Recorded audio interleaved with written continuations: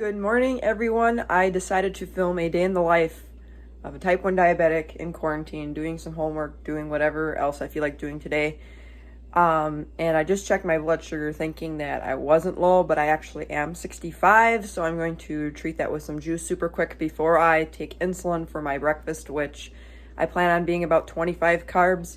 Many of you don't know I did transition to lower carb eating a little bit. Not saying I completely eliminate carbs, but I find things that don't really drive my blood sugar ultra high, just due to school and just due to the fact that my body seems to respond better to the healthier items.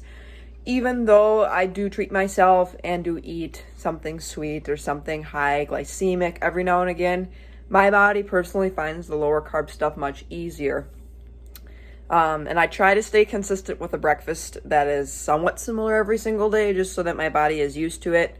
Last night, my Dexcom, I restarted it, and it was kind of strange that it read my blood sugar at like 260 something, and I was only 240 late last night. So I took some insulin and calibrated it, but it never took my calibration. So all night, I never ever got a single Dexcom reading. So I woke up at 5 o'clock in the morning, looked at my phone and went, oh crap, I never got a single Dexcom reading. I could be low, I could be really high right now. I don't know what's going on. So I checked my blood sugar and I was 137, which I was like fine with, but I'm like, I don't want to wake up quite that high to eat breakfast. So I took like a half a unit, did a calculation knowing it would drop me to at least 100, and it turns out it dropped me lower than that. And then again, you don't know how your body's going to respond. You hope that it's going to respond in the way that your calculations work, but not all the time. So I'm going to treat my low quick, and then I will show you my breakfast once that's made. I typically like to do a rice cake or toast with peanut butter and almond milk with stevia. I have transitioned, like I said, to the lower carb options because I find them easier for me to eat. So I think I'm just going to have like a half a cup of juice just to pump my blood sugar up. It's not like super low or anything. Plus, I also have the feet to floor effect, which if you don't know what that is, as soon as I get up out of bed, my blood sugar will naturally start to rise a little bit.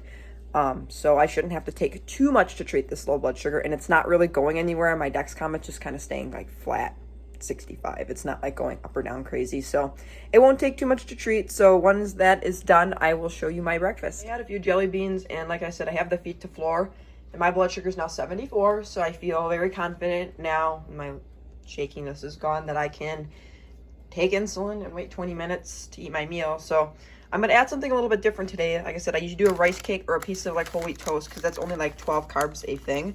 These are chocolate rice cakes. I eat peanut butter every single day. This peanut butter happens to be like 8 carbs. I usually buy the peanut butter that's like only 6 carbs, but this is what we have in the house. I'm not a Jif fan. I like Skippy better, but you know what? It is what it is. And then this is the almond milk that I use. I get it from Costco. Like I said, I drink almond milk, number 1, to get some vitamin D, but number 2, look at the carbohydrate count. It's only 1 carb per whole cup. And there's actually probably not a whole cup in here. I think I'm going to have to get a whole new one out. That is a can of Pringles I finished last night, and I rinsed those out to make soap with. And then I'm going to add something different. Every now and again, I get these cravings for these just cracking eggs. Typically, I'll make my own omelets at home if I want something more egg-based, but these aren't too bad. They are kind of higher in sodium, but I'm just adding an extra 2 carbs and a bunch of extra protein to my breakfast this morning. All you do is you take a raw egg, crack it in there, stir it up. You microwave it once, stir it again, and then microwave it twice, and it's done in less than like 2 minutes. You just follow the directions right on this packaging, and it tastes great. And inside they give you like little things like bacon or cheese. In this case, there's bacon, cheese, and sausage. So it's kind of like a meat scramble. They call this one the protein packed scramble kit. Sharp cheddar cheese, pork sausage, and uncured bacon. So I'll eat that with my breakfast today just for something different. I have a couple more of these in the fridge. Like I said, I don't eat them every day or all the time, knowing that they're super high in sodium, and I can make my own healthier omelet at home. But every now and again, I'll get a crave for these. So if you guys are type 1 diabetics and have not seen these, give these a try, especially if you're trying to transition to healthier low carb options. Again, but look at the fat content too. Quite a bit of saturated fat, but you can also tell there's a lot of unsaturated fat because only 10 grams of the 20 grams of the fat are saturated, so half of it's unsaturated. When you add your egg, it's 310 calories, but Again, I don't sit and worry about counting calories. I don't sit and worry about that kind of stuff. I've been able to maintain a very healthy weight eating what I eat in a day. So I'm going to take my insulin super quick, and then I will make this breakfast. So I am now at 83, so I can put that in here. Add that, and then I bolus for 24 carbs. And it's going to give me 3 units, and I'm going to confirm that. Oop.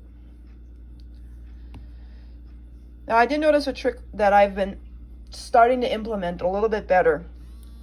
When I used to take injections, you all remember I used to be a heavy pre-boluser.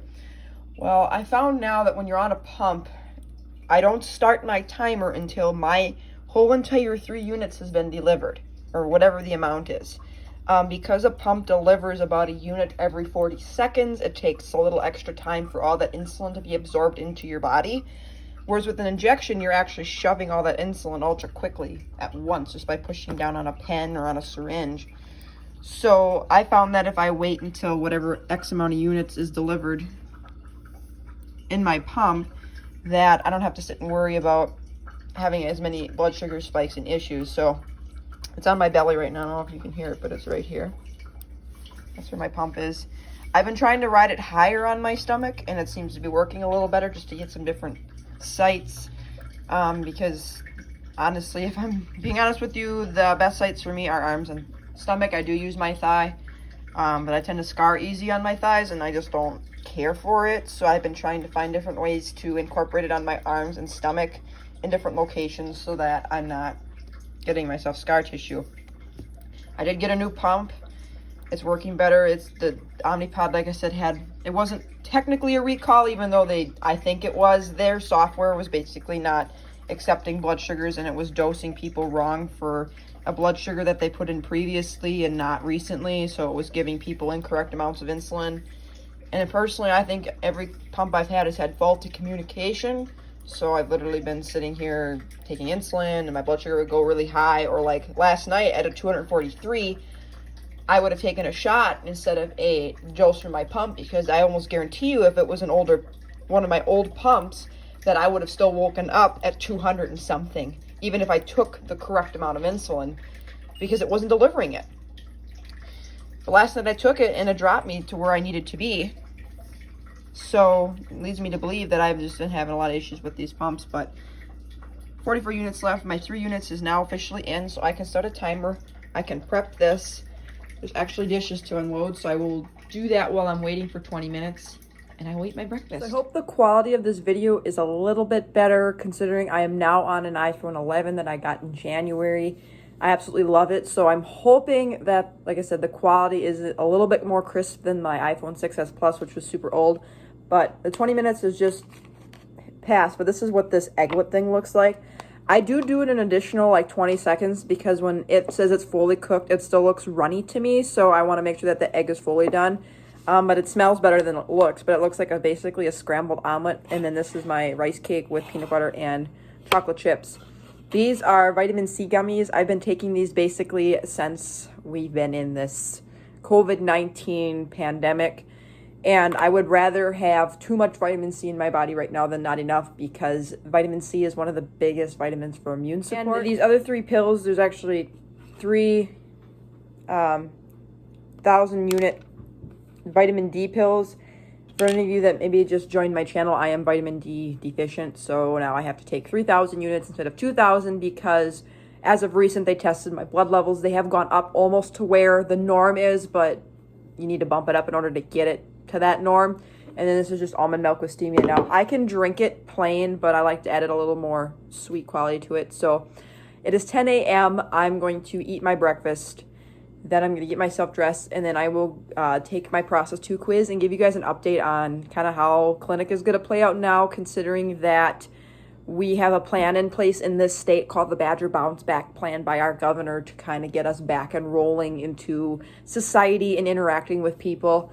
So I'm going to eat my breakfast super quick, get dressed, and I will talk to you guys then. Excuse the unattractive angle, but I had to position my phone vertically in order for me to put you on the back counter of my sink.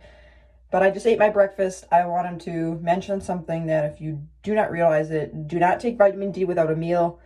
I've heard that can cause all kinds of gastrointestinal problems if you don't. So that's why I always take mine at breakfast, because I know, number one, I'm not going to forget to take it.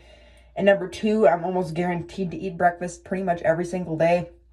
I have skipped breakfast some days, but I typically don't. I find that to be one of the most important meals for me, and I would never ever want to go to school or anywhere else. Obviously, we can't do that right now because of this pandemic, but I would never ever want to go anywhere without having food in my body and then end up having a medical emergency because I didn't eat or something, or I went too long without eating, or whatever the case may be. Now, again, I've done fasting. I've done all kinds of things as a type 1 diabetic that a lot of people would say, oh, that's bad for you or whatever. As long as you're doing it and know what your body's going through, I don't foresee an issue. But now that I'm at that point in the day, in the morning, 10 a.m., that I can get myself dressed, I will do so, take my quiz, and then I will explain to you, like I said, what's going to go on with the clinic. But if you guys want to know, this is what I use for toothpaste. This is actually what we were selling for. Crest 3D White is what we were actually selling for a fundraiser. Every single year, like, we fundraise, and whatever extra money goes towards the second year who are going to take their board exams. Now, they don't have to take their clinical board right now due to, obviously, COVID-19. And right now we can't use ultrasonics, which is not hand-powered.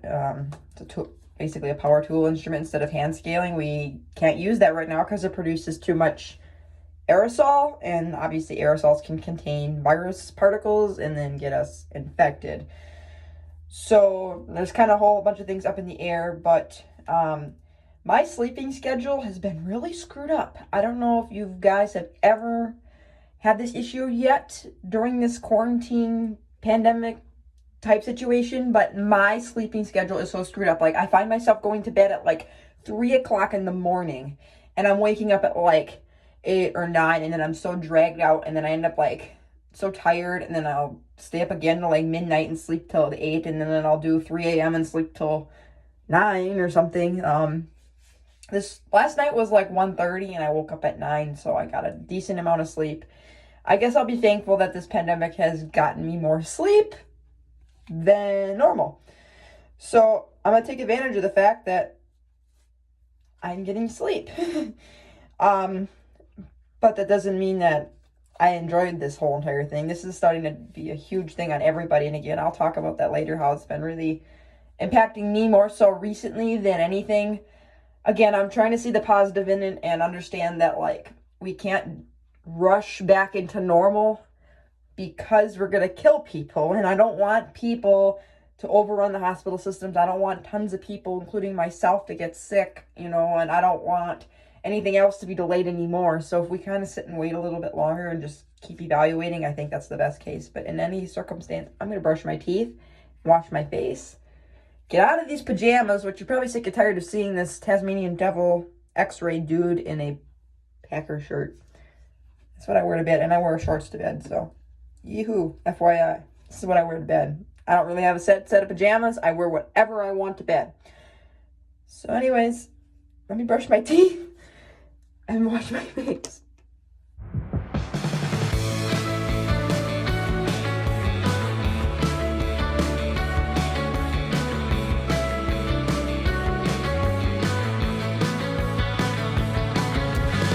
Yes, I'll come back to you. Then I'll ask, what have we done under the sun?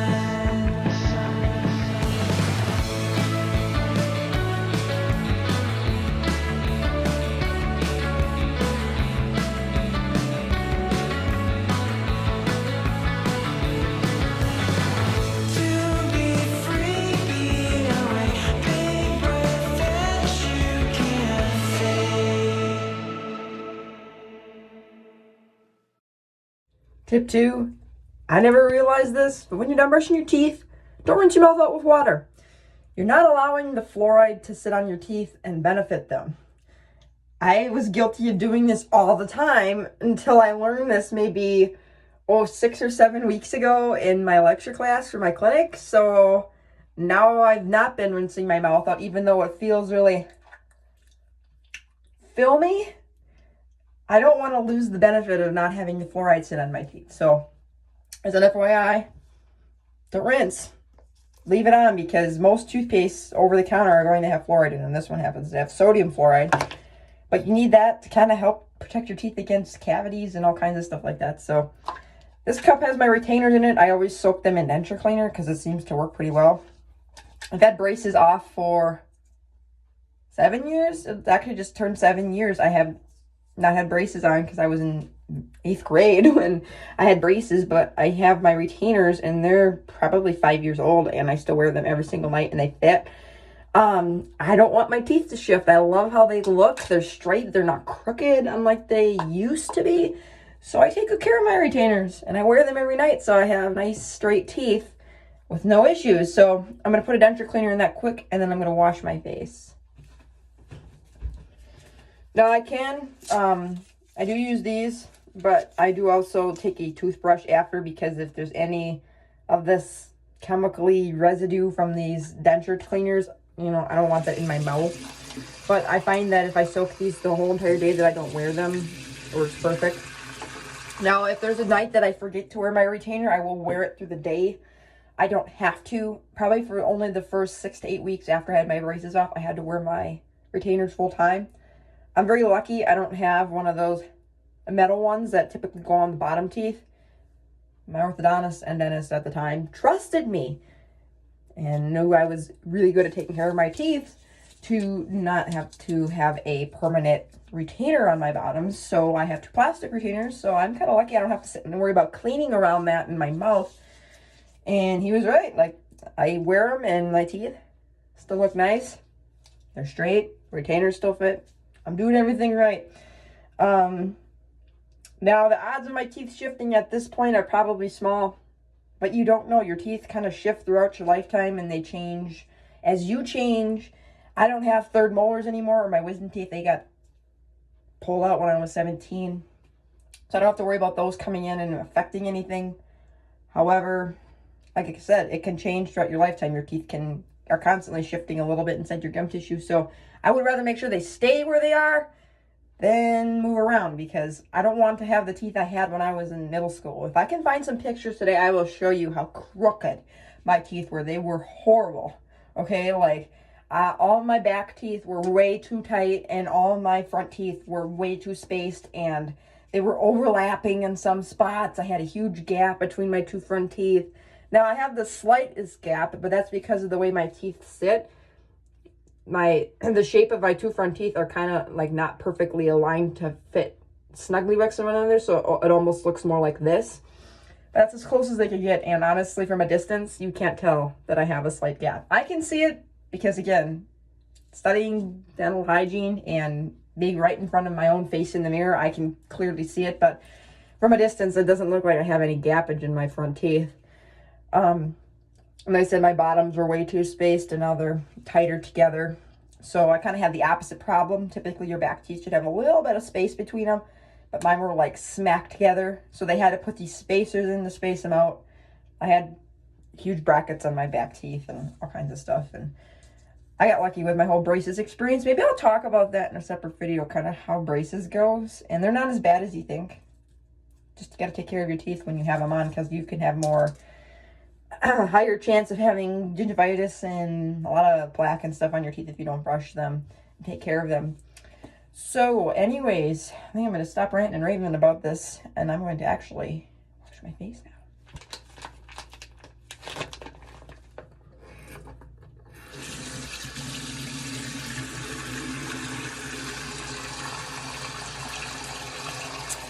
Typically, I've just been like rinsing my face right now and then doing like these acne wipes, because right now I don't have any well, I do, but I have to find it. I don't have any like acne wash, like I have acne wash in the shower that I do, because I do like wash my face with acne cleaner twice a day.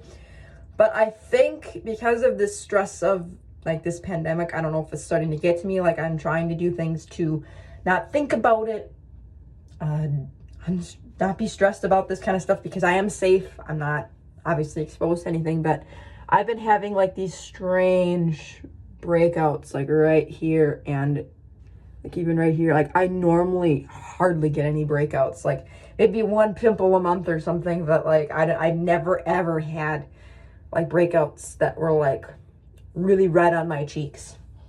So I have been doing everything in my darndest to keep my stress levels down and wash my face more regularly, because I don't like it that I'm getting what I think is stress-induced acne.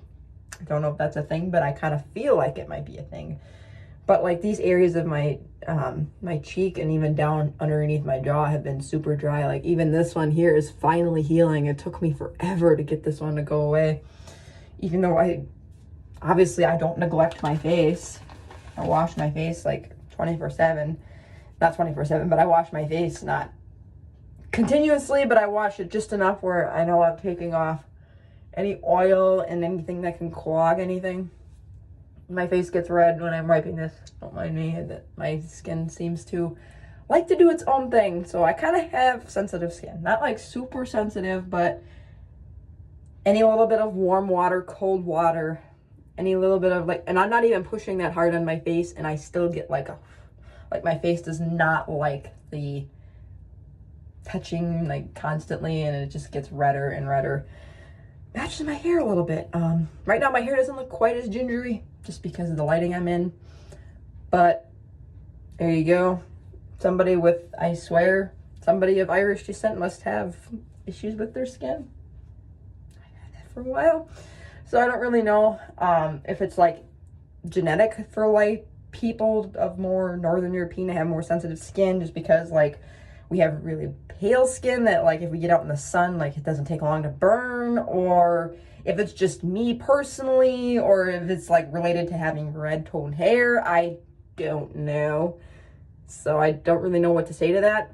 I just kind of deal with it. Like I said, I don't have super horrible skin. Like I get eczema, like in the winter, it'll get like right in the middle of my arm here, where like they would take blood, like kind of where the bends of your arms are. And then when it gets warmer, like my skin seems to like it better, just because I don't think the air is quite as dry. Like in winter, it's super dry, and my skin always gets super dry. But it seems to be helping, these wipes. But I'll typically like let this dry, and then I only put in like this moisturizing type serum in the areas where my skin's super dry. Like I don't put it everywhere, just because knowing that right now what I'm dealing with, I have like one really dry area, which is where my skin tends to be. I tend to be normal to dry, but because of all this acne, I don't want to induce more oil, so I've just been kind of doing what I need to do. I don't know. I'm not a skin expert, okay? But considering I'm not a skin expert, I have decent looking skin. And I've been told that by people, and I'm kind of always shocked when I've had some of my dental hygiene classmates tell me I have really nice skin. I've had high school classmates tell me I have super nice skin and soft skin. I've had people in public tell me I have such nice skin, and I'm kind of like, what planet are you from? I really don't like my own skin. I don't know if they just like that I'm pale with freckles, or if they actually appreciate that I don't have tons of pimples, or my skin don't look greasy or super dry. I don't know what they're really getting to, but I constantly get compliments of how nice my skin looks, and I'm kind of confused. Not saying I'm ungrateful for the compliments, but I'm honestly, looking at myself, I'm wholeheartedly confused. Like I can't, like, how is my skin nice? But you know what? I'll take the compliments, and I'll pretend that the whole entire society views my skin nice and I don't. So anyways, I'm finally finished wiping my face. Doesn't look too bad. Last night, after we had our WebEx with our teacher and gotten information on kind of what's going on with clinic, the two gentlemen knocked on our front door, and their vehicle in our driveway was literally smoking. Like the antifreeze must have something happened with it. They were pounding on our door, and I said, "Mom, we do not dare go near them, because you don't know if they're carrying, obviously, COVID-19 or anything." So we shouted to them through the garage door and said, "What's wrong?" And they're like, "Our car is smoking." And we're kind of like, well, what's going on? We need to get in there. Like, we need to get to this town in order to get parts or whatever. I'm like, fine. They're like, do you have any water? Do you have any water? And we're like, yeah, there's a spigot literally right where you're standing. You can take as much water as you want to kind of obviously get the car from smoking. So they took the water and they're like, oh my God, you saved your lives. Thank you, thank you, thank you. And we're kind of like, yeah, you're welcome. But in the meantime, my mom's like, come out with me. I'm like, I ain't got a problem, you know, 2 people against, you know, 1 guy or whatever is, you know, I guess safer. Didn't know these people at all.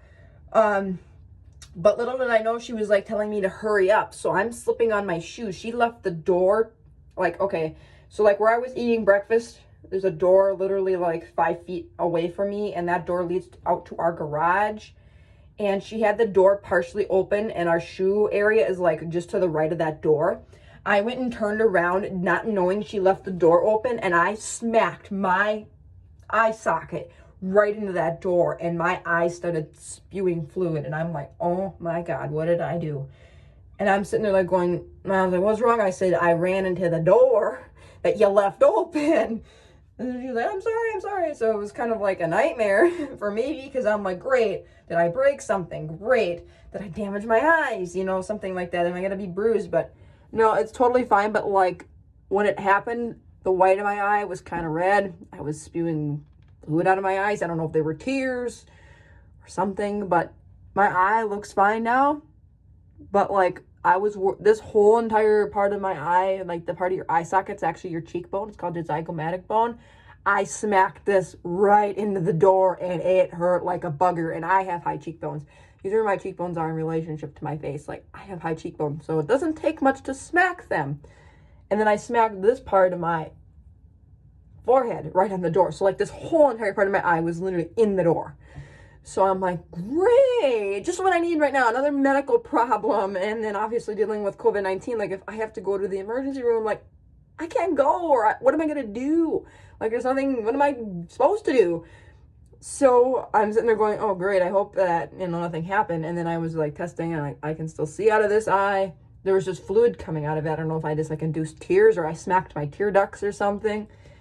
But it was really strange, and I was kind of like, what the heck is going on here? But I'm not bruised.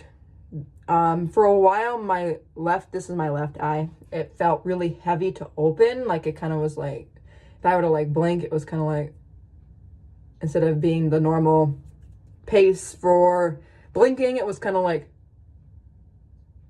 and I'm like, great, what did I do? I don't need any eye damage right now that I have to explain to somebody, and, oh, you induced it from diabetes, and explain all this stuff. But that was my interesting story yesterday. Don't smack your eye socket into a door. It hurts like a bugger. Watch where you're going. You never know when someone's going to open a door. And like I said, I'm not like really upset about it, but it's just kind of like, why did she leave the door open in the first place? And then it just so happens that I turned around and boop, right in my face. I'm really good at being a klutz. Y'all don't know that. I'm good at knocking things over. I'm good at tripping over my own 2 feet. We'll leave it at that. But that is my interesting story. I'm officially done with this. I'm gonna get myself dressed, and then I will sit down with you and chat with you some more. I am completely dressed now. Hair's combed. My face, actually, the acne is starting to go. So I'm almost wondering if, like, the stress, like, I'm starting to realize, like, hey, calm yourself down. We're going to get through this. Or if it was a weird hormonal thing, I don't really know. But I guess I can see why people say I have nice skin, because I really don't have a lot of, I guess, acne on my face or blemishes or whatever. So I've had this little like red vein thing under my eye since I've been like 10 years old. But anyways, I'm fully dressed. Yeehaw. And here's the joke. I wore a Looney Tunes shirt with a Tasmanian devil on it. Not purposely thinking. I just grabbed a shirt that was kind of big, comfy, loose, that I've had for a while. So that is what I'm wearing. I'm going to grab all my process 2 stuff quick. I'm going to take that quiz, and then I will sit down and chat with you guys after I take that quiz. But I just wanted to show you, like, I'm in a Looney Tunes shirt. How ironic. And I guess now I can actually see why people say I have nice skin. I think I just had to get in better lighting. Like I said, my bathroom does not really give the best lighting. More so than, like, in my kitchen here and dining room. Like, a lot better lighting. And even if I go over here, You can see a lot better. Yes, and that's my backyard, and it's gonna make everything look white just because of how bright it is. But yeah, I can see why people say I have nice skin now. But anyways, I am going to take this quiz, get it out of the way. It's the last thing I have to do for the week. Thank goodness I have all my other stuff done. Don't have to worry about a single other thing. Beyond thankful, beyond thankful. And I will talk to you guys after.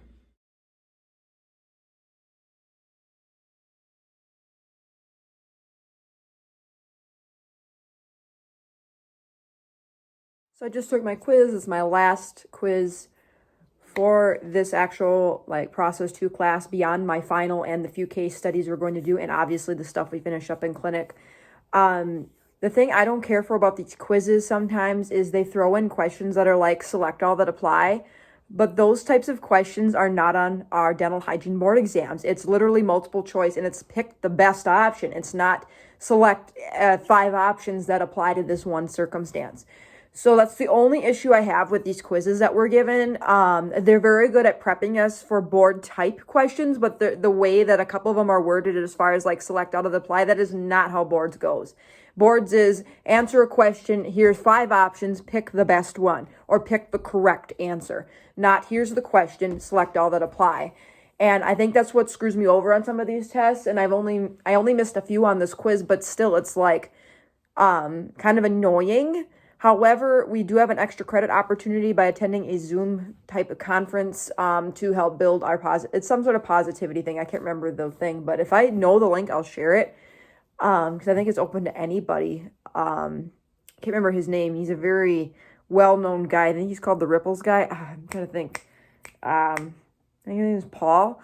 But anyways, we can earn 4 extra credit points, and that literally will basically make that quiz 100% because that's the amount of questions I missed on this entire quiz. So it'll make that quiz 100%. So it's not really going to make a difference as far as what I'm at now.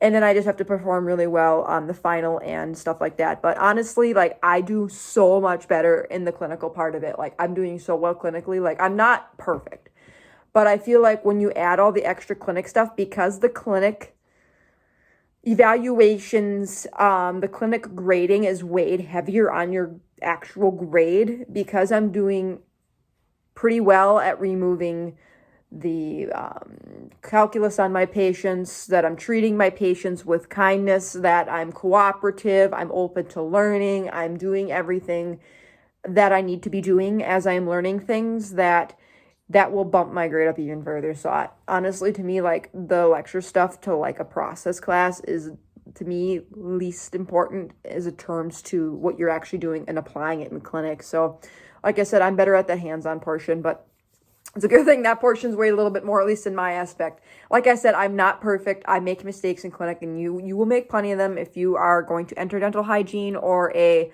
healthcare science type field. You're going to make plenty of those mistakes. So that's how that went. But like I said, I'm at this point where I'm kind of tired of online schooling.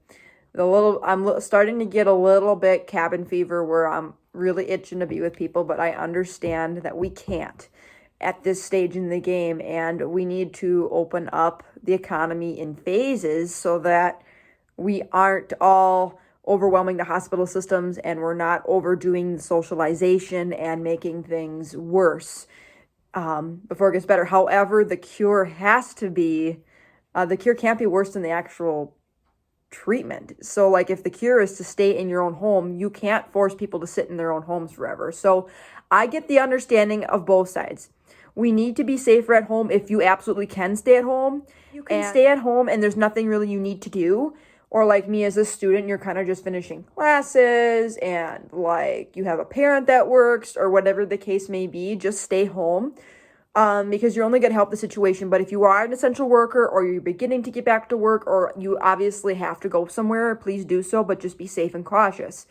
And my heart breaks for all the small businesses that are literally struggling to make ends meet. And I know if this continues any further without them getting extra aid or being allowed to open back up in a different type of format, that they are literally going to maybe even lose their homes. They might lose their vehicles They may not even be able to put food on their table for not only themselves, but from their families. So this whole entire pandemic is a total nightmare for everybody. My nightmare is getting back to finish my clinicals, but to me, I look at that is way less than somebody else's nightmare of maybe having a family member test positive for COVID-19 and then they're on a ventilator in this state. Or I sit and, like I said, look at the small businesses that the business is their livelihood. And if they're not making any revenue, how are they going to put food on their tables? How are they going to provide for their families? You know, my heart goes out to all the doctors, the nurses, the frontline workers that are literally exposed to this virus every single day. Even my mother working at a grocery store, encountering people she's never seen. They may be from counties that have higher incidence of coronavirus. She may be exposing herself to people that are asymptomatic carriers. She may be exposing herself to people that have coronavirus and have had it and you don't know it, or people that are spreading it, or people that know somebody that had it and they're spreading it. So you don't know what you're coming in contact with. So I look at my situation as not a fun situation, but I also look at the idea that my situation could be worse. I'm thankful right now that at least money's coming into our household. I can put food on my table. I have enough diabetic supplies. Thank God my dad's insurance was able to stay on through the month of April while we were at our original safer at home order. He is now actually back to work as of yesterday. I don't know if I mentioned the date in this video. If I didn't, I will tell you that date. It is Friday, April 24th, 2020. They got approved by the state as a transportation exemption because he works in a manufacturing facility that basically makes transportation. So they got basically a clear all from the government to open back up. So it gives me hope that they're starting to realize that these businesses and families are not going to make it if they don't get back to work. And obviously, we can't just keep dumping aid and money out to people because the government's money is our money. Like taxes that we pay in via sales tax, via your job, via whatever is going to the government, and that gets redistributed to us. So eventually we're going to go broke. I mean, you can't just be forcing money on people and stuff like that, and then it just puts the economy in a whole dump hole. So you need to get people back to work, but you need to do it in a safe manner. Obviously, because my dad works in manufacturing, he's actually at one of the most lower risk type jobs to get coronavirus because he basically does things on his own. He's not in contact with tons of people, so he's not really that close to people. But they're obviously putting in extra precautions. They have to wear a mask and gloves while they're working. Their breaks have to be all separated at different times so that they're not having people congregate. They have to stay 6 feet apart from one another when they're on breaks. They want them to eat their lunch in their vehicles and not go out anywhere. Obviously, you really can't. They have to get temperature checked at the beginning of their shifts. And obviously, if they have a sickness or symptoms of a sickness, they have to stay home. So there's definitely hope, but there's definitely a lot of other precautionary things that are to come into play. Or if it's someone like myself going into dental hygiene, we are at one of the highest risks of contracting coronavirus because of the aerosols. From what I learned from our meeting yesterday, they're going to add extra PPE to us other than just a regular mask, gloves, lab coat that we're used to, and glasses. We will have to wear a face shield and an N95 mask and a hair covering of some sort. So we're adding an extra 2 to 3 pieces of personal protective equipment to keep us going. And they have ordered supplies for us, but again, because a lot of it's being directed towards the medical side and not so much the dental side, we kind of have to wait on that a little bit. But so right now, from what I understand, they have waived tuberculosis testing and CPR renewal. If you don't know, to be in the dental hygiene profession, they recommend you do that. And my program requires us to have TB tests every year and to be up to date on CPR for obvious reasons. If you have somebody that has cardiac arrest in your dental chair, you kind of know how to take care of them. And number 2, TB is just something you want to be tested for and be negative for, so you're not spreading that. So they've postponed those types of things. Now, I don't have to renew my CPR till the following year, and my TB does not have to be renewed till November, so it doesn't really affect me that much. But any of my classmates or anybody else within the state of Wisconsin that's in a dental hygiene program that would have had to renew their tuberculosis test or their CPR at this time or within the next 3 months, they are extending those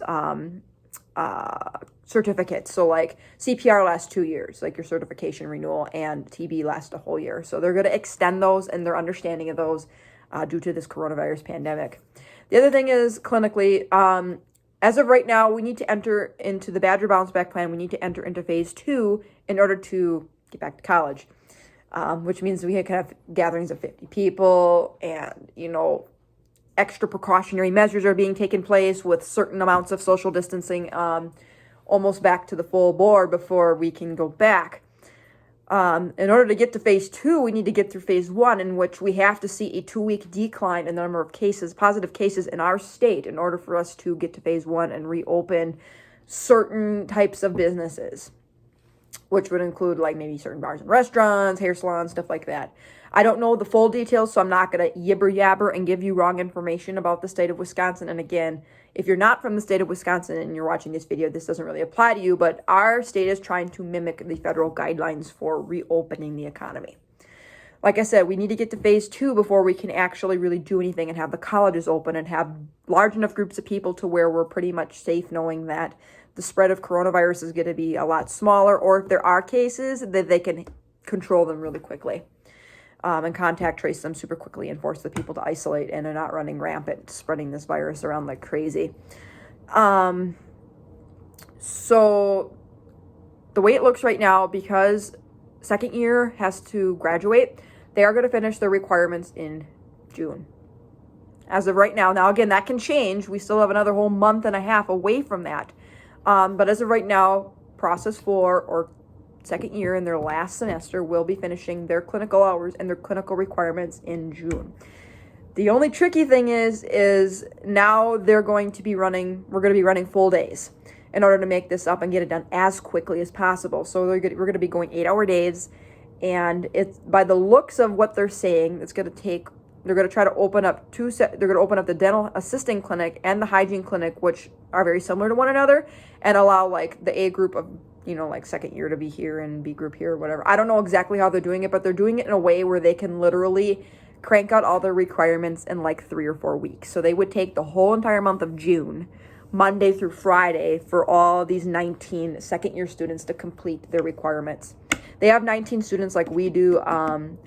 They had somebody that dropped out, and we had another student that dropped out last semester. So typically there's 20, so that's why I'm saying 19. So if you're kind of confused, like that's an odd number, or anything of that nature. But then that means, as process 2 first year students finishing our first year, we will be finishing our clinical requirements in July. And the way I have it figured out, we miss 16 sessions, and if we're doing full 8-hour days or full 2 clinics in a whole day, it's only going to take us 8 full days to finish our requirements. So I look at it positively that I'm going to finish my requirements in like a week and a half, like a full weekday and a half, and it's going to kind of feel like you're in an actual job working, Monday through Friday, full day, stuff like that. But like a full day, I could like bring my mom in for a full day and like finish cleaning her or whatever.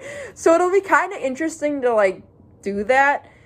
It's going to be annoying and tiresome, but I'm kind of glad we're doing it that way so that we're not extending it. And there really is no time to do it in any other format and keep it kind of like every single week, just a little bit. We're kind of just jamming it all in once.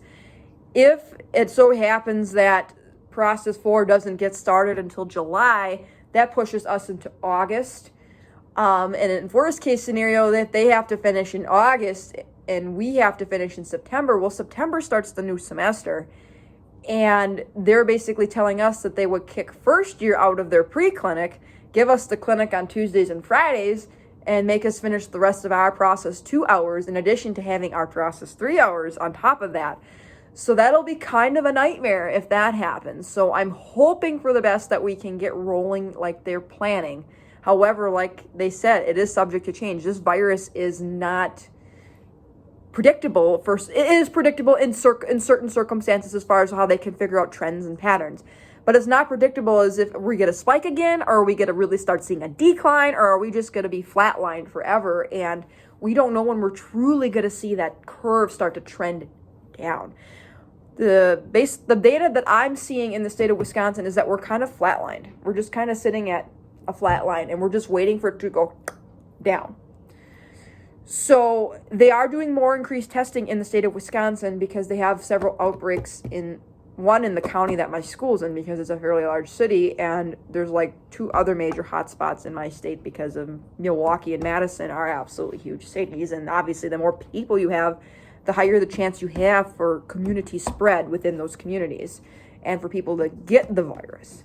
and be asymptomatic and spread it and not even realize it. So they're doing more testing there. However, they have to take into consideration that if the tests are increasing and the number of positives are increasing, that also means that the number of negatives are increasing. So they were explaining yesterday that they have to take in they have to do almost like a fractional type work and understand that, yes, if we had tested, say 8,000 tests that day and only 100 came back positive, but the rest were negative, but the next day you only did you did say 16,000 tests and 200 were positive. Well, that's an increase of 100, but the amount of testing is the same ratio. 2,000 over 16,000 is the same as 1,000 over 8,000, or 1 out of 8 is the same as 2 out of 16. So they have to kind of look at the ratios like that and to understand where they're going up and down. They can't just say, oh, the number of cases are increasing, therefore we're not going down. No, the number of cases are increasing because you're allowing more people to have access to testing materials and allowing more facilities to have access to testing materials. Therefore, you're going to have a lot more positive cases, but it also means you're going to have a lot more negative cases you have to compare to really track the spread of this virus. So they really have to do a lot of fractional type proportional work to really figure out, are we staying the same? Are we trending up? Are we trending down? We actually were flatline, and then a couple days ago we had a little peak, and now we're dropping again. So basically from what they're saying is we're at this flat curve. Now, can we drop? Are we going to drop tomorrow? Maybe. Are we going to drop in another week? Maybe. But hopefully the month of May is really going to be the crucial time period, and the end of April here, where we can go through phase 1 and 2 within that whole entire month, or at least get through phase 1 and start phase 2 in July or June, to the point where we're allowed to be back finishing our clinical requirements, and most things will be opened with obvious social distancing issues having to be in place, and extra precautionary measures like temperature checking and all that stuff. So that is the update on clinic. Again, I'm thankful that they are doing what they're doing, because honestly, at this point, I would hate to see hundreds of people more die because we opened up the economy too quickly.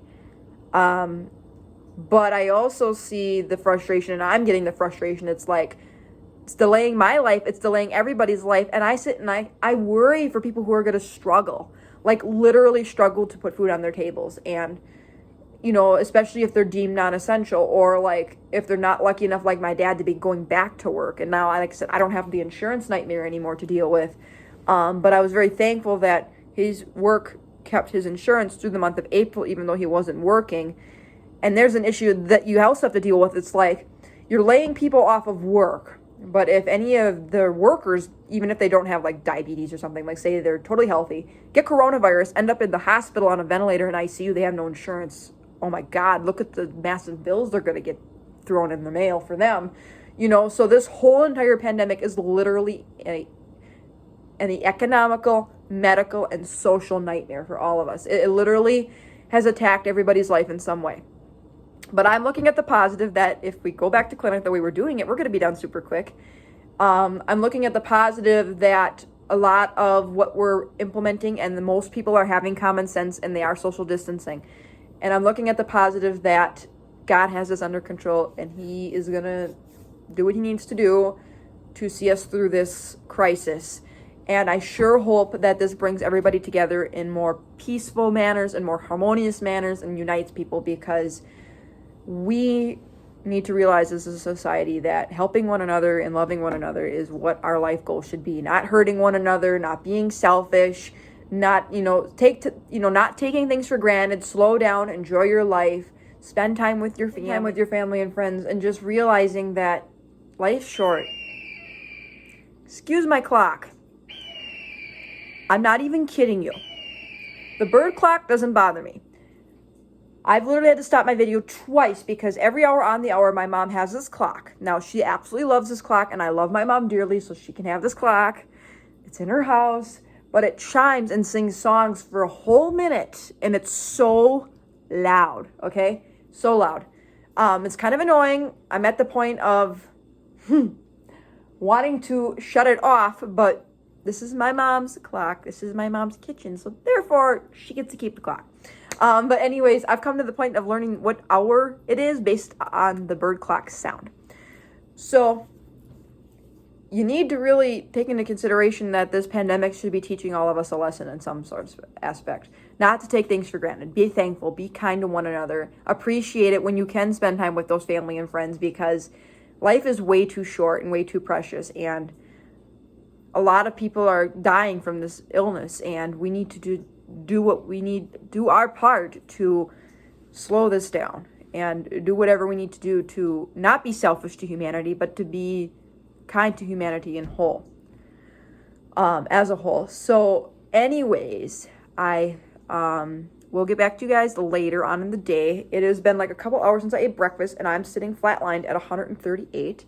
So that breakfast was a good choice for me. I've been sitting at 138 for like the past couple hours now. So I'm very thankful for that. Like I said, I took my quiz. I gave you an update on kind of the situation. Like I said, everything is subject to change at this point, because this virus can go up, it can go down, it can stay the same.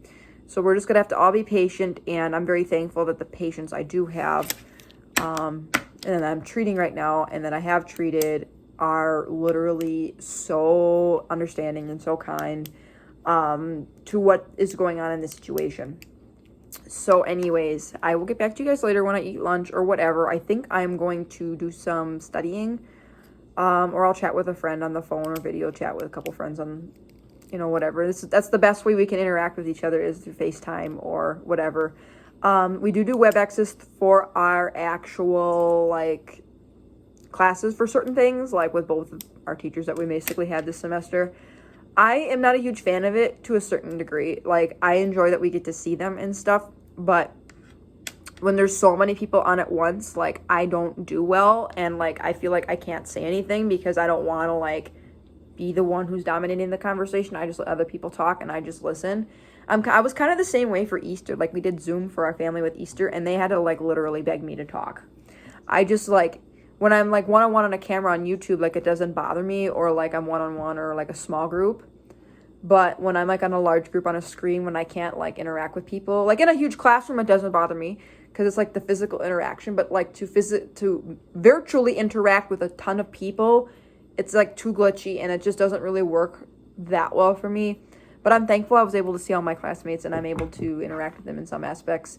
But I personally miss that, like, one-on-one interaction with certain people, and you don't get that same vibe when you're doing multiple people all at once. And like I said, I don't like to be the one that dominates the conversation. Even though I am a social butterfly and I love to talk, I have learned to just, like, on those web chats, like, I don't like to talk a lot, just because I feel like it's not my time, it's not my place to chat. Like, I feel better knowing, like, when it's my time and place to talk in, like, a real group setting. But, like, when it comes to being virtual, like, I don't quite understand things. So anyways, I will get back to you guys later. I wanted to come out here and show you guys how beautiful the day is. Like, listen to these birds. Like, look at my yard. Look how beautiful. And I wanted to say something to the fact that because of this pandemic, a lot of these beautiful natural things are looking so less polluted and less trashy, because people aren't running around polluting the air or throwing their garbage on the side of the road.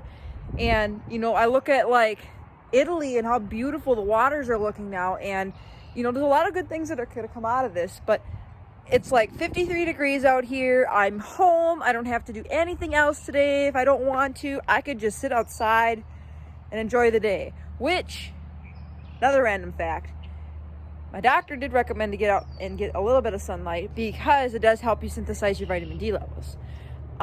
So I just wanted to come out here and show you how beautiful it is outside. I do live close to a highway, so if you do hear road noise, it is probably semi-drivers, garbage pickup, essential workers on the road. But anyways, there is a lot of beautiful things happening right now out by me. I mean, it's April, but I mean, it's just gorgeous. I mean, look at my yard. That's my bird feeders right there. We have a little house here, and then a yellow house here, and then we have like a thistle feeder like right there. And yeah, so we have a lot going on, and here's our flag, America. So anyways, I wanted to step outside and just show you how beautiful the weather is, and that there's something positive to look at in every day of this pandemic. And life's going to go on at some point, and this can't last forever. So I encourage you all to hang in there and just do the best you can with what you have, and just be thankful for what little things you can do and enjoy the weather, or, you know, do something simple. You know, like I've been walking my dog more, and my dog loves it, and I've been able to go out and walk and bike ride and, you know, just sit outside. And it's so nice that I can take the time and I can actually do these things and not have the rush, go feeling that we're used to. So either way, I wanted to step outside and show you kind of the weather. So my blood sugar is still sitting in the like upper 130s, 140s. I could eat lunch. It is like almost 1 o'clock, but I just ate breakfast like 3 hours ago, and I'm still honestly not hungry. So I might make something light for lunch, or I might just wait a little bit. Like I said, I might do some studying today. I did get my 3-month shipment in of insulin pumps, and I did get some decals that maybe I'll put on and show you later and just sit down and chat with you. I did buy some really awesome looking paint pens that I'll show you too after, but I'm going to spend a little time outside and, like I said, maybe study out here or just enjoy myself. Anywho, I'll get back to you guys later. So it has been a few hours. It's been about 3 hours since I last gave you guys an update. But I'll just stand here and talk. I did, like I said, did some homework. I just been trying to relax for the next couple hours. I did chat with a friend for a little bit. We went over some things and studied a little bit. This is one of my dental hygiene friends. We just went through some things that were released for our first learning plan, and I happened to log on, and the next learning plan for one of the classes is released. So as much as online schooling for me isn't ideal, I seem to be understanding the material. I just don't like not having interaction with people. And I think that's where a lot of us are struggling right now with this pandemic, is just not being able to physically be near people, or, you know, as humans, we yearn for that physical connection. I mean, not like you have to be constantly hugging people or, you know, touching people, but like we all yearn to be with people. And when you're forced to basically, I don't want to say forced, but you're advised to basically shun yourself away from the world, it is so hard to deal with. And I feel that way with online schooling. It's not like that I'm not getting the material or I'm not grateful that we can still continue our courses. I am beyond thankful that our instructors have found an alternative way to deliver most of our courses, minus the clinical portions, to us in an online format so that we don't have to fall behind and we can move on when this pandemic slows itself down here. But this is a huge thing on everybody.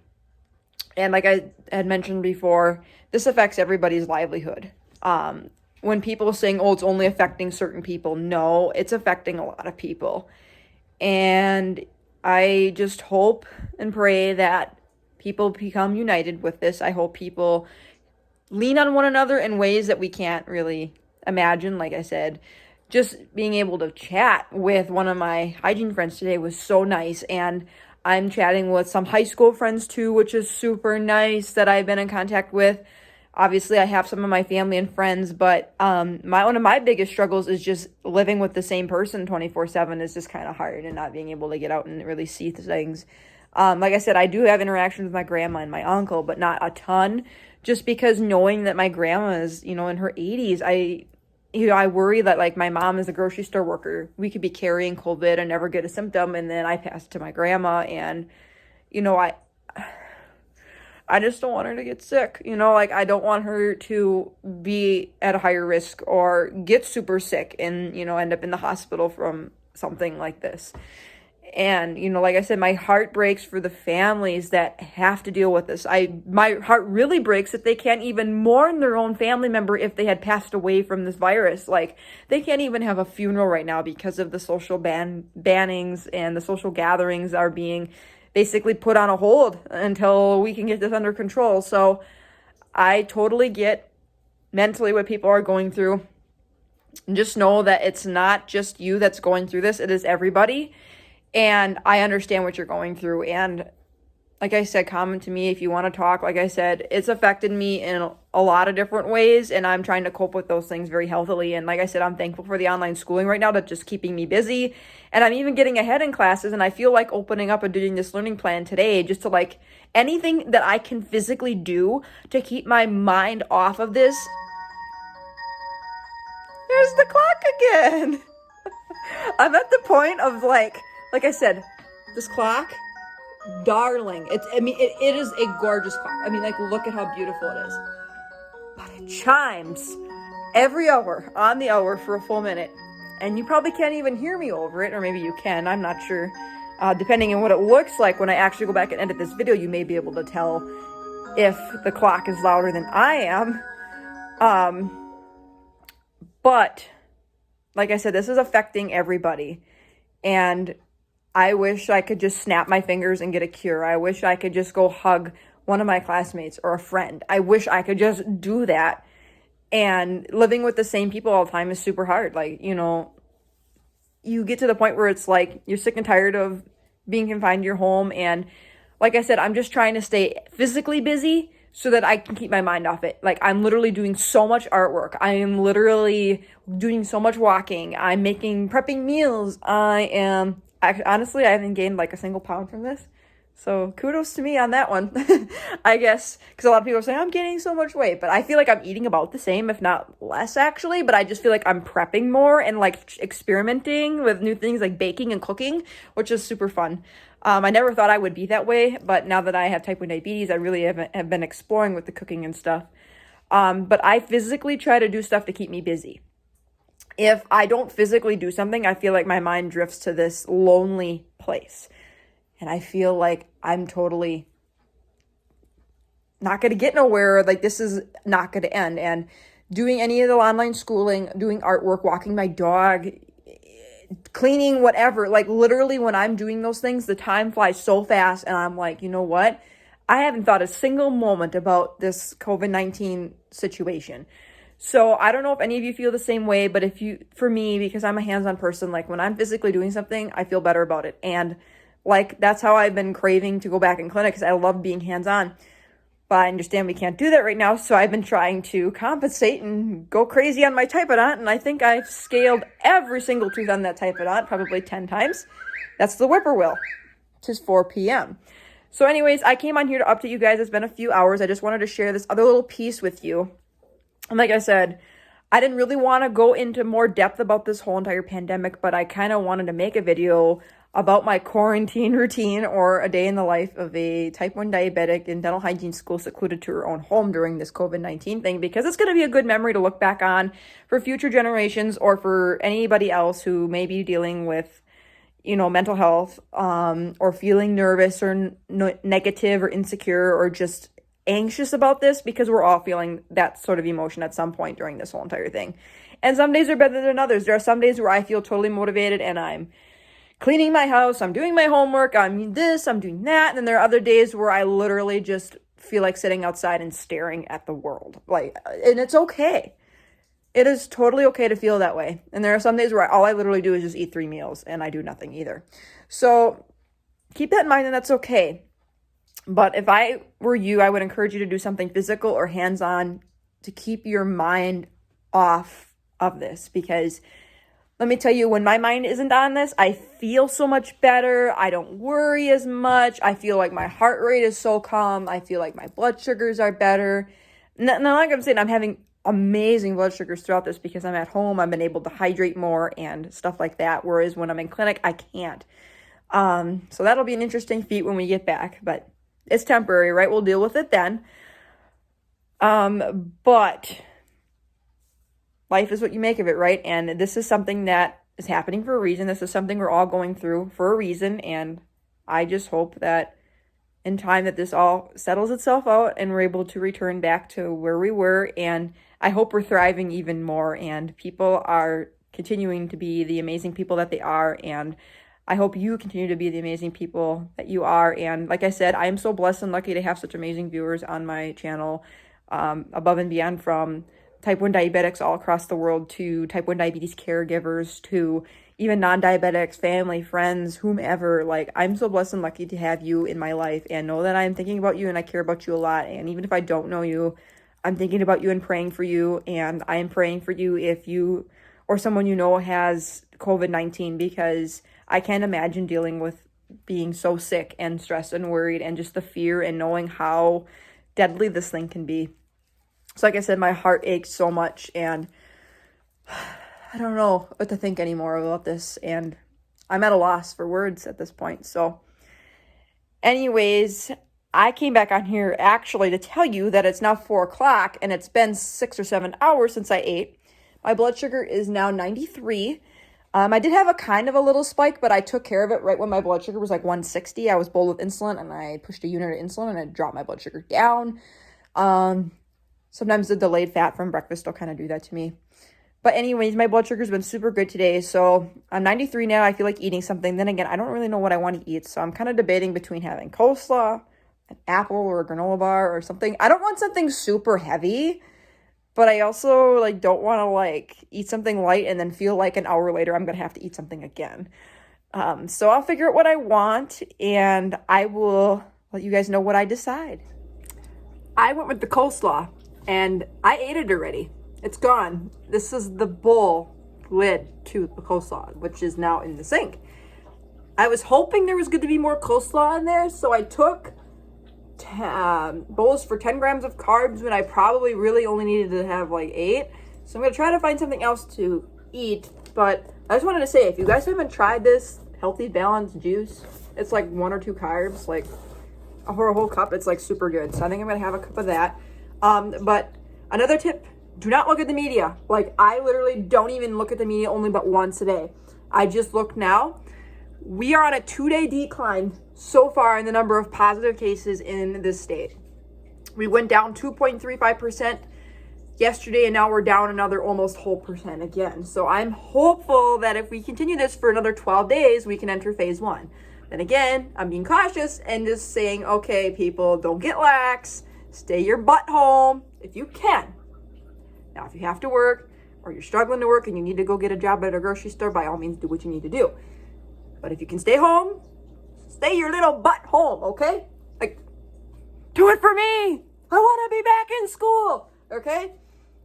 Anyways, that's good positive news in Wisconsin right now. The county I live in only has 5 cases. The county that my school is in has damn near 700 cases now. So, great. And it's the county basically adjacent to me because my drive to school is only like 20 minutes. So I'm kind of like, the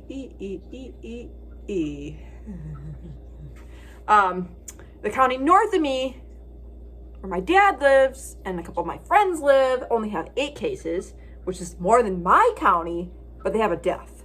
So I'm kind of like, I don't know what to think at this point. I honestly think there are probably more cases in this county that I live in than anything. Supposedly, there are 7 counties in this state that do not have a reported case of coronavirus, but yet they're really far north of me and they're north and west. So I don't really know like what's going on with that. If they just don't have testing or if they're just lucky and they have their whole entire county barricaded. I don't know, but they are gosh darn lucky. They don't have a single case. But there is no community spread in my county or the county north of me. And the county that my school is in, there's community spread. There's community spread in actually several counties, but so I consider myself blessed right now, but I'll give you guys an update. Looking positive right now, and I have hope. Like I said, my dad went back to work, even though he was deemed non-essential last month. So good news on this end, and I think we're on the right track, Wisconsin. So if you're living in Wisconsin and you're watching this video, I don't care if you're diabetic or non-diabetic, do your part. Slow the spread of COVID, okay? I'm gonna try to find something else to eat. I feel like I dinged myself what I said last time. I said I didn't want to eat something so light and have to eat again. I think that's gonna happen because this coleslaw, I'm being honest with you, like I thought I was gonna have more coleslaw in that leftover bowl than anything. Like I knew it was getting down to the point, but I didn't realize that it was mostly liquid, so I drank coleslaw juice practically and just a little bit of the actual coleslaw. So now I'm kind of like, what else do I want to eat? Maybe I'll have like a cookie or something. I don't know. I don't know if you can see behind me, but there is Cheez-Its and all kinds of food there. So I'm at the point of, I don't know what I want to eat. So when I figure out what I want to eat, I'll let you know. Making a real healthy choice here. I'm having an elf cookie. Just one. One of these is like 8 or 10 carbs. And quite honestly, I've got a feeling that coleslaw was not even close to that amount. Not that I think of it, because there wasn't really any added sugar to it. There was just some of that dressing, because coleslaw is practically cabbage and there's like no carbs in cabbage. So I don't even know why I took a whole entire unit for like a Weasley little amount of coleslaw. So I'm gonna eat one of these. It's been like 15 minutes, so I can eat it now and I don't have to spike it. Apparently this says dunk head first. Okay. I don't know, I'm gonna eat it. Just as an FYI, if any of you like these cookies, they're great. However, they're super high carb like an Oreo cookie. I wish Oreo cookies and these cookies could be low carb, but they can't be. So, oh well. I might eat one and just enjoy myself. Cookie was great. I just stepped outside because got the mail. And don't mind this ever so messy garage. Yes, we have a sheet up because sometimes we can't literally like stay, like we try to like insulate everything in the winter, but now that it's summer, we probably can take that down. I got bag full mail. I think I got a package from Amazon. I'm at the point of, I think it's my dog collar. I did order a new dog collar for my dog because hers is getting really ratty. So she needs a new one, but she's getting a bath first. But for the rest of the day, I don't know if I'm going to plan on doing much, but I will show you guys my paint pens and I will show you my stickers I got from T1D decals that I'll be decorating my next 3 months supply of pumps with. I don't think I'll decorate today. I think I'm just going to spend the rest of the night doing homework. So I will catch up with you guys later after I eat something or do anything else entertaining. So, because I know this video is probably getting really long, but I'm starting to realize how much of a entertainment person I can be because I'm literally laughing at these clips right now. They're like hilarious to watch. So anyways, I'll get back to you guys later. Okay, so I'm not even kidding you. I got my package from Amazon. This here is, I'm trying to cover up my address. This here is a replacement pump from Omnipod because my dinosaur one that's sitting on the desk over there failed on me randomly. So they sent me a new pump and I think I have to send that one out. But anyways, I got my replacement pump. And I have to laugh because they gave me this little bubbly wrap package that's literally the size of a piece of paper. And again, my address is on the other side. They, and it's literally, this box is the size of my hand. Like, you couldn't have shipped it in anything bigger. Like, I mean, I would have just put it in, I guess that's a can of chicken. But literally, could you have put this in a slightly smaller bag? I mean, like, look at this. You could fit, like, maybe 7 dog collars in that prime pack. I'm confused, but there's some entertainment for you today. But anyways, if you want to see this dog collar, or want this dog collar for your pet, this apparently glows in the dark. And it's from milehighlifepets.com. So, I just ordered on Amazon because it was cute, affordable, and it was going to be durable. So, I can't wait to put her in purple. And yes, I did get her purple because it is the color of Dental Hygiene, so my dog will be in a purple collar. She has a pink one right now with studs that we got from Walmart, but again, it just wasn't holding up for her. So, this is what she got. So anyways, I'm going to let her out for a little bit, and like I said, I'm going to do some homework or something, and I will get back to you guys after. I may show you my insulin pump supply stuff because obviously I'm going to be decorating them soon.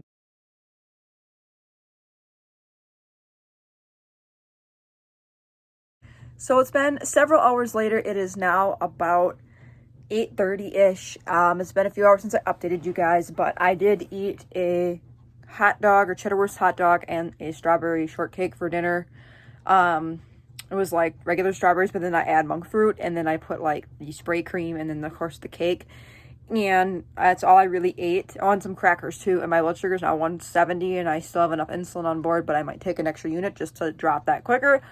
But I had a finger prick because my sensor is kind of acting funny because like I restarted it, and every now and again it'll go ahead and glitch. So I did a finger prick, and I was 170, and I'm very pleased with that because that's like the highest I've been all day. So considering I ate a bunch of sugary things, that my blood sugar isn't like at 300 right now is amazing. But I'm going to retire this video for the night and just kind of tell you a little bit about how I'm going to decorate my new insulin pumps and my plans for the weekend. So tomorrow is Saturday, so all I'm going to do is go to my local recycling center and drop off my garbage and my recyclables And then I'm going to head to the post office, which is all in my little town, and just drop off a couple bills to be mailed and my insulin pump to be returned to the Insulin Corp in Massachusetts because they wanted my pod that failed to do an investigation on it and see why it failed. But this is the replacement pod they sent me. And right here behind me, I have a bunch of pumps, and I'm going to show you my stickers I got, which are up here on my diabetes cabinet, and my actual paint pens, which are back over here behind the pods that I just got in the mail. I have a 3-month supply, so it's not going to be too bad. And my battery's about to die, so I figured that now would be a good time to retire this video. And all I'm going to do tonight is do some homework and just kind of relax a little bit and just keep my mind occupied. And over the weekend, like I said, I'm really not going to go out other than that type of interaction. And that's really one of the only interactions I'm getting with people beyond my circle in my household is that. And I think maybe this weekend I'll bathe my dog so she can get her new dog collar on. I might do some artwork. I have a couple projects I have to do for a couple friends. Yeah, so that'll be my weekend. So I have a little guest sitting on my bed. Her name is Tinkerbell. You guys don't know. Oh, where are you? I can't. There we go. She decided to start sleeping on my bed. And yes, I have a lot of stuffed animals. But a lot of them are from my childhood. So they all have like a memory to me. And these are all the ones that have like memories to me. So I keep them plus some emoji pillows. But anyways, this is my kitty. And I just found out that she's 19 pounds. Because I recently got my scale back up and running, like my scale. For a while, I took my batteries out because it wasn't working. And number two, for a while, like I wasn't like, I don't have like an eating disorder, but for a while I was obsessed with weighing myself every single day back when I was first diagnosed. But I no longer do that. But I was curious how much she weighed, so I weighed me and her together along with just myself and took the difference, and she is 19 pounds. So that is kind of an interesting feat.